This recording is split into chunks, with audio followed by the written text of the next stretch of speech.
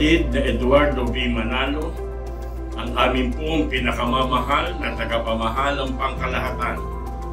Sa loob po ng 15 taon ng inyong pamamahala sa Iglesia, ay damang-dama po namin ang inyong lubos na pagmamahal at pagmamalasakit.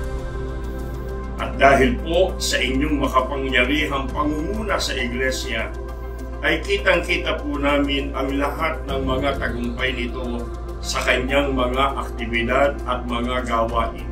Sa pangunguna po namin ng mga ministro at mga manggagawa, ay aakayin po namin ang lahat ng mga kapatid dito po sa aming distrito sa lubos na pakikipagkaisa sa lahat ng mga aral ng Diyos na inyong itinuturo sa amin.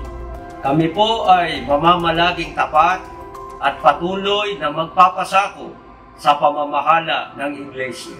Pangungunahan po namin ang mga kapatid sa mataas na uri ng paglilingkod sa Panginoong Diyos at sa pagsunod sa Kanyang mga utos upang patuloy na makapagbigay kasiyahan sa Kanya. Kapatid na Eduardo V. Manalo, Happy 15th Anniversary po!